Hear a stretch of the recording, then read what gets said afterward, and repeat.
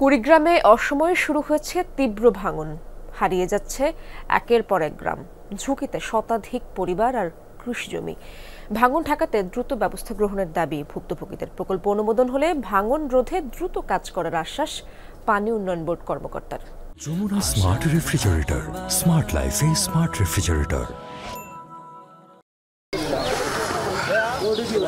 শুষ্ক মৌসুমে নদীর ভাঙন, অসহায় কুড়িগ্রামের গঙ্গাধর নদী তীরবর্তী মানুষ। সাধারণত বর্ষাকালে নদীর পানি উঠানামায় ভাঙন দেখা দেয়, কিন্তু ব্যতিক্রম কুড়িগ্রামের নাগেশ্বরী উপজেলার বেশ কিছু এলাকায়। জেলার ধরলা, দুধকুমার, গঙ্গাধর, তিস্তা সহ প্রধান নদ নদীগুলোতে এখন সারা বছরই ভাঙন দেখা যায়। এতে কৃষিজমি, বসতভিটা সহ সহায় সম্বল হারিয়ে নিঃস্ব শত শত মানুষ। সাইডের বাড়ি ভাঙিয়ে তারপর এখানে আসি এখানে কোনো রকম ঠিক নেই দিয়ে কামাইছেন দিয়ে খাবার নদী 4-5 বিঘে ভূমি ভাঙি গেছে। পুরো বছরেই নদী ভাঙতেছে, বন্যাকালেও ভাঙে, শুকনোকালেও ভাঙে। এখন যে এই জায়গাটা যে নদী ভাঙতেছে, আমাদের অনেক জায়গা জমিন সব শেষ হয়ে গেছে। পাট আবাদ করছি, ধান আবাদ করছি, গম আবাদ করছি, এখন নাই। বাড়িঘর সম্পূর্ণ বেলেন, আর কোনো আবাদ আমার এখন নাই। ভাঙনের মুখে পড়েছে জেলার বিভিন্ন শিক্ষা প্রতিষ্ঠান, মসজিদ, কমিউনিটি ক্লিনিক, হাটবাজার সহ বিস্তীর্ণ জনপদ। হুমকির মুখে সরকারি বেসরকারি বহু প্রতিষ্ঠান। আতঙ্কে ঘরবাড়ি অন্যত্র সরিয়ে নিচ্ছেন অনেকে।